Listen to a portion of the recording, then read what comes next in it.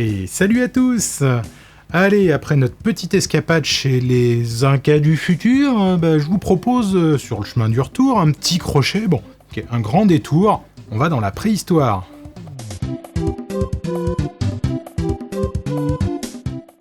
Le jeu du jour est donc Joe & Mac Caveman Ninja, ou en VO, vu que le jeu est japonais, Tatake Genshinjin Joe & Mac, sorti en France en 91 sur PC, et pour cette version ainsi que la version NES, développée et éditée par les Anglais de Elite Systems.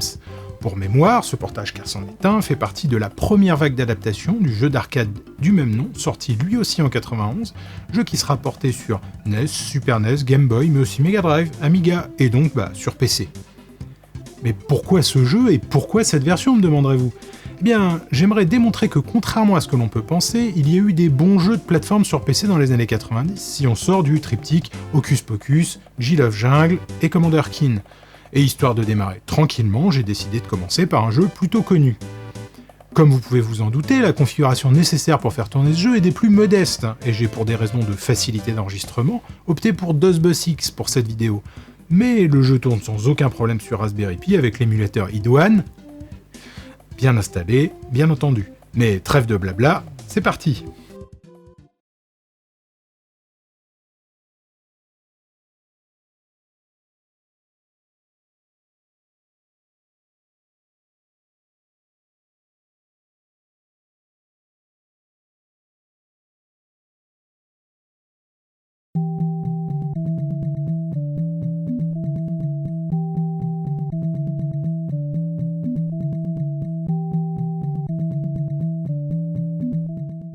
Le jeu nous met donc dans la peau de Joe, un homme préhistorique aux cheveux et aux pailles verts, qui s'est fait voler l'intégralité de ses femmes, ou des femmes de sa tribu, on sait pas trop, par une tribu rivale, parce que.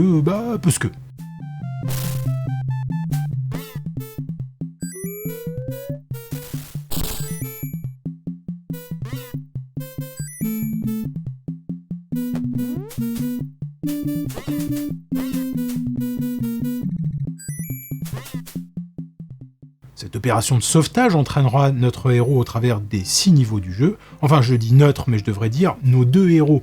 Car comme le titre le laisse supposer, on peut jouer à 2 joueurs, auquel cas le premier joueur incarnera Joe et le second Mac, qui est pour sa part doté de cheveux bleus et d'une tenue bleue, tout pareil quoi.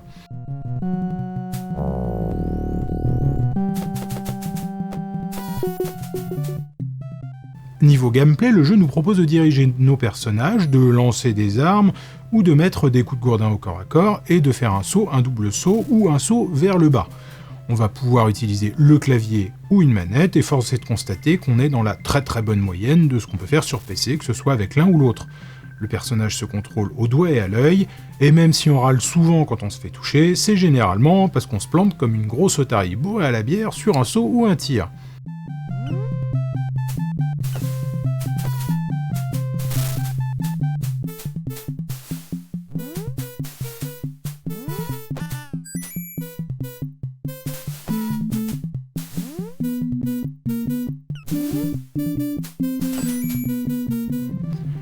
Graphiquement parlant, le jeu est très beau, très fidèle à l'arcade, grâce au travail soigné de Elite Systems. Le PC donne tout ce qu'il a pour afficher de nombreux sprites à l'écran, ainsi que des boss gigantesques qui prendront la majeure partie de ce dernier.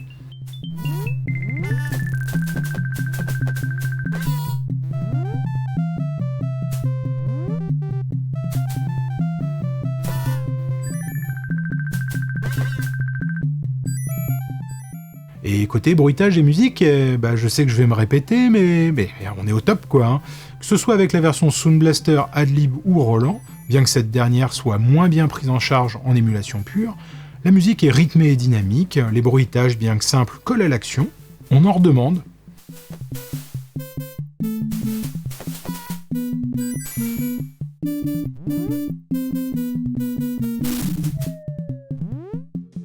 Alors, est-ce que je vous le conseille, ce jeu ? Ce n'est pas que je vous le conseille, je vous ordonne d'y jouer. C'est très différent. Avec cette version PC, on a probablement le meilleur portage du jeu, toutes plateformes confondues, d'un super jeu d'arcade. Et vu que je suis sympa, je vous mets même en description de cette vidéo un lien pour y jouer directement en ligne. Pas d'excuses. Allez, sur ces bonnes paroles, je vais grimper dans ma DeLorean pour retrouver le chemin de mon époque parce que quand même là, je me suis bien paumé. Salut!